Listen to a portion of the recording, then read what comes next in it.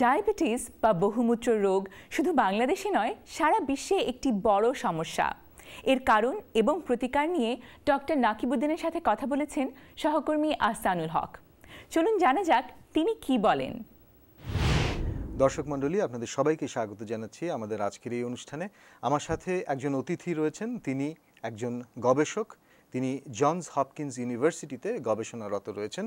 ৯০-এর দশকের শেষ দিকে তিনি যুক্তরাষ্ট্রে চলে এসেছেন। তার নাম ডাক্তার মোহাম্মদ নাকিবউদ্দিন। অনেক ধন্যবাদ আপনি আমাদের স্টুডিওতে আসার কারণে। ধন্যবাদ হাসান, আপনাকেও এবং ভয়েস অফ আমেরিকাকেও আমাকে সুযোগ দেওয়ার জন্য।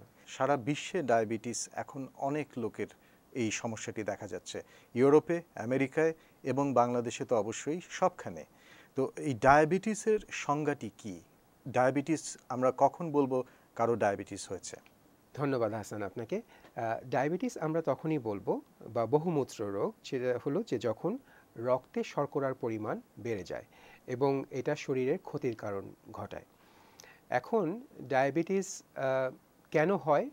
ডায়াবেটিসের সংজ্ঞার পরপরই চলে আসে ডায়াবেটিস কেন হয়। দু ধরনের ডায়াবেটিস আছে, একটা হলো যে টাইপ 1 ডায়াবেটিস বলে, আরেকটা হচ্ছে টাইপ 2 ডায়াবেটিস। টাইপ 1 ডায়াবেটিস সেটা হচ্ছে যে আমাদের শরীরে ইনসুলিন বলে এক ধরনের হরমোন তৈরি হয়, যেটা গ্লুকোজকে, শর্করাকে মেটাবোলাইজ করে। তো এই যখন প্যানক্রিয়াস বা অগ্ন্যাশ হয়, যখন এই হরমোন আর তৈরি করতে পারে না, তখন সেটা টাইপ 1 ডায়াবেটিস হয়। আমরা খাচ্ছি কিন্তু এগুলো হজম হচ্ছে না, সোজা বাংলায় ব্রেকডাউন হচ্ছে না। আর টাইপ 2 হচ্ছে যে প্যানক্রিয়াস তৈরি করছে ইনসুলিন কিন্তু খুব অল্প, এটা এনাফ না। তো এই দুটাই আমাদের জন্য খুবই এবং এটা একটা গ্লোবাল এপিডেমিকে চলে আসছে। এটার কারণটি কি? আমাদের জেনেটিক কারণ হতে পারে, আমাদের আবহাওয়া হতে পারে, আমরা খুব আদুরে আবহাওয়ায় বড় হয়েছি, এবং আরেকটা জিনিস যে আমাদের চলাফেরা কমে এসেছে, এটাও একটা হতে পারে। আমরা খুব ভোজন রসিক, অনেক রকমের খাবার খেতে পছন্দ করি, এটাও হতে পারে। আমরা ভেজাল খাই, এটাও একটা বিরাট ব্যাপার। আর আমরা ভেতো বাঙালি, আমরা ভাত খাই প্রচুর, অপরিমিত। এখন আমাদের এই যে লাইফস্টাইল, সেই ক্ষেত্রে কি ধরনের পরিবর্তন আনা প্রয়োজন এই ডায়াবেটিসকে আমাদের জীবন থেকে দূরে রাখার জন্য? আমি এই কথাটা আসলে সবাইকে বলছি, আমাকেও বলছি। বড় বড় কথা বলা যায়, কিন্তু নিজে আগে সেটা পালন করা উচিত। আপনি আচরি ধর্ম অপরে শেখায়, যে কথাটা আছে। তো সেটা হলো যে এক্সারসাইজ, এটা একটা ব্যাপার। তারপরে অনেকের সুইট টুথ আছে, যারা মিষ্টি খুব পছন্দ করে, কোনোভাবেই কন্ট্রোল করতে পারে না। ডায়াবেটিস রোগীদের কিন্তু একটা খুব বদভ্যাস হলো, সারা পরিবার তাদেরকে বলছে খেও না, মিষ্টি খেও না, চিনি খেও না।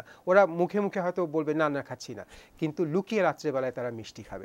আপনার মনে আছে হাসান, যে ছোটোবেলায় আমরা বাবা মা ভাই বোন, একান্নবর্তী পরিবার, আমরা সবাই একসাথে খেতাম। কিন্তু এটার কিন্তু একটা সাংঘাতিক গুরুত্ব রয়েছে এই রোগ প্রিভেনশনের, ডিজিজ প্রিভেনশনের নিরিখে। সেটা কীরকম, যে এখন গবেষণায় বলা হয় যে পরিবার সবাই একসাথে বসে খান, তারপরে কম করে খান, তারপর স্ন্যাক কম করুন, তারপর খাবারে জাঙ্ক ফুড কম রাখেন, ফ্যাট কম রাখেন, এবং বেভারেজ বা কোমল পানীয়র বদলে যেন ঘন আপনার সন্তানেরা পানি খায়। ডক্টর মোহাম্মদ নাকিবউদ্দিন, আপনাকে অসংখ্য ধন্যবাদ। আজকে আপনি ডায়াবেটিস সম্পর্কে আমাদেরকে অনেক রকম তথ্য দিলেন সেই জন্য, এবং আমাদের স্টুডিওতে আসার জন্য ধন্যবাদ আপনাকেও। ধন্যবাদ ভয়েস অফ আমেরিকাকে।